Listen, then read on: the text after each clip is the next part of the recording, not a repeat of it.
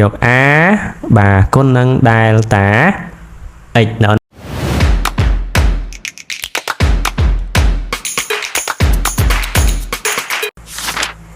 15 ពីស្ទង់ក្នុងស៊ីឡាំងមួយមានមុខកាត់ 0.010 ម៉ែត្រការ៉េក្រោមសម្ពាធថេ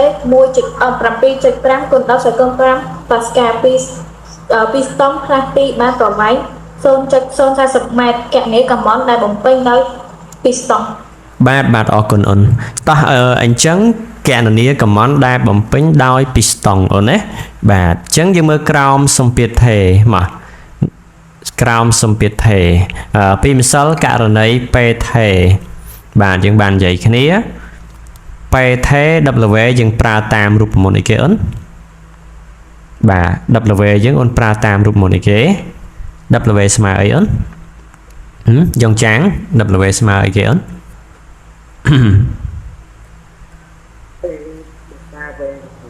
បាទយើងប្រើតាម P delta V អូនណាបាទ delta V មានប៉ុន្មានវិធីក្នុងការរកវាអូនទី1យើងប្រើតាម delta V ស្មើ V2 ដកអីគេអូន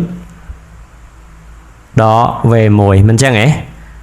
មួយទៀត delta V យើងរកតាមអីគេអូនមួយទៀត delta V ស្មើអីអូនយើងយក a បាទគុណនឹង delta x ណ៎ណាបាទ a នេះគឺផ្ទៃមុខកាត់បាទជួនកាលគេហៅមុខកាត់របស់ពីស្ទង់ណាអញ្ចឹងបើសិនជាមុខកាត់ហ្នឹងຂະຫນាតរបស់វាម៉ែត្រការ៉េអាហ្នឹងគឺផ្ទៃតែបើຂະຫນាតរបស់វាម៉ែត្រអាហ្នឹងយើងយកវាជាអង្កត់ផ្ចិតណ៎ណាតែដោយសារមុខកាត់របស់យើងម៉ែត្រការ៉េចាហ្នឹងគឺផ្ទៃឯណ៎ណា a នេះចាហ្នឹងគឺ a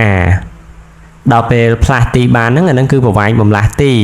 យើងអាចតាំង d ក៏បានតាំង delta x ក៏បានដែរណ៎ណាដល់ពេលសម្ពាធគឺ p បាទ 7.5 គុណ10សេគុណ5ហ្នឹងគឺ p តោះអញ្ចឹងអូនមើលចម្លើយលំហាត់របស់យើងទាំងអស់គ្នាតោះអញ្ចឹងគណនាកម្មនដែលបំពេញដោយពីស្ទង់បាទគណនាកម្មន W បាទអញ្ចឹងអូនប្រើតាមរូបមន្តរបស់យើងគឺ W ស្មើនឹង P គុណនឹង delta V ណ៎ណាបាទអញ្ចឹង P សម្ពាធគេឲ្យមក 7.5 គុណ10ស្វ័យគុណ5ប៉ាស្កាល់តែ delta V របស់យើងរកវាសិនណាអូនណា delta V ដោយសារគេឲ្យមកកាត់ A បាទហើយនឹងប្រវែងបំលាស់ទី delta x បាទអញ្ចឹងយើងអាចរកតាមនឹងបាន A របស់យើងអាចទៅសេជាស្វ័យគុណក៏បានដែរក្រោយក្បៀសយើងយកតម្លេច1អូនក្រោយក្បៀស2ខ្ទង់អញ្ចឹងយើងអាចសេ1 10 ដក 2 ម៉ែត្រការ៉េអា0ខាងក្រោយមួយនេះអត់អីទេ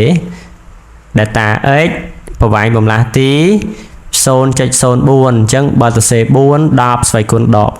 2 ម៉ែត្រណ៎ណាអញ្ចឹងជំនួសរក delta v សិនមកអូនរក delta v សិន delta v អញ្ចឹង delta v ស្មើនឹង1គុណ10ដក2គុណនឹង4 10ដក2 1 4ដង4ដក2ថែមដក2ទៀតដក4ម៉ែត្រគីបណ៎ណាបាទម៉ែត្រគីប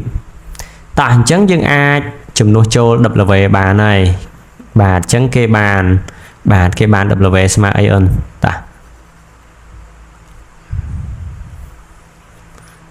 បាទអញ្ចឹងគេបាន W ស្មើនឹងគេបាន